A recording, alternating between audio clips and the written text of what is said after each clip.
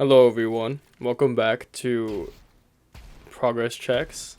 I believe this is day 8, and my research is currently coming crashing down because we finally got feedback, which is very exciting.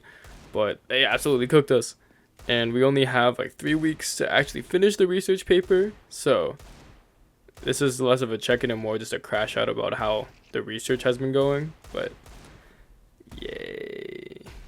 Bottom line is, feeling a lot better today, and actually cohesive to speak and make content. This is your friendly reminder that sleep schedules are important because you will get this brain foggy sensation, your muscles do not recover as well, and then because you're tired, all decision making is more difficult. I don't know if I've ever said this yet, but it is easier to make good decisions when you have more energy because doing good things or the quote unquote right things generally is more difficult than like sitting in bed and brain rotting versus getting up and drinking water.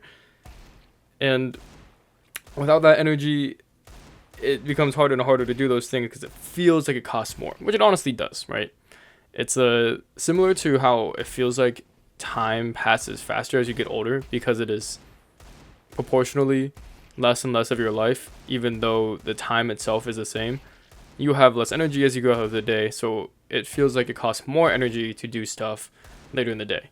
This directly contrasts some ideas of like night owls versus people who wake up in the morning and are happy. I think that's called early birds. And there was a case study that recently came out about tribes that there was only 10 minutes of downtime. There was never somebody awake in the tribe because people are programmed to watch for threats day and night and work better together. So I'll probably later have videos about gratitude. Today I'm going to make something about doing the right thing, in quotes, less about how to actually decide whether or not to do the thing. But I know a lot of people who seem to be raised quote unquote right, and they seem to know better, but that doesn't mean that they're going to do better. And there's just so many contributing factors to all of it. But honestly, at the bottom line, it comes to laziness. And it's that idea of like, if you tell someone depression, I'm like, oh, just do things. It doesn't really help, but that's the only solution. And how you get there is subjective to each person, but there really is nothing else but to do. So I've already talked about this in general. Checking on me and the challenge, it's still going strong. Despite the fact that my life just finds a way to get busier and busier. My summer is more than halfway over. I start like August 20th, so all the club stuff is coming in of actually preparing for the semester. The research is dying down because you only have about 3 weeks left to submit for like top conferences.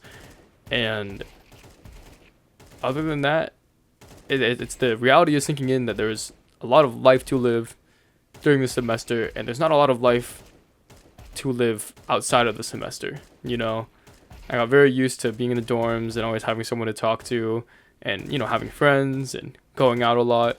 And guys, the CS major social, it's not good. It's going down and fast. So it is something to think about. I saw a video about spreading yourself too thin where maybe you don't cut yourself while you're cooking up something. If you don't cook everything at once, it's this notion that do you want to do it right one thing at a time, or do you want to half-ass a bunch of different things? And I don't like half-assing stuff, but also don't like having downtime. Some people call that escapism. I still stay up late at night and think about my actions throughout each day, and it helps me stay cordial.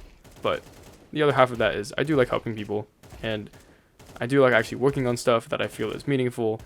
For some reason, it keeps ending up being education and giving back to the community, and why I always fill up my schedule and find a way to keep busy, most likely because that's exactly the same thing that I did in high school. And I got very used to this notion that being busy is being productive, which isn't necessarily true. If you're too busy, then you're not very productive because you have no energy to do anything, maybe.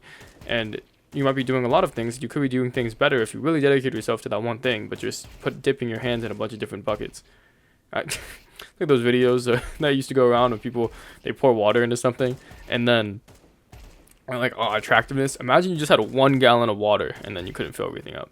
Or there's a really good analogy out there about like, oh, these are really core things. I represent them with like ping pong balls, and then I fill it up with sand, and then I fill it up with, well, something less coarse than sand first. But if you put all the frivolous stuff in first and then you try to put in the rock, like, it doesn't fit. But if you prioritize all the things that are really important in your life and then you fill it up with all the miscellaneous stuff, then it does fit.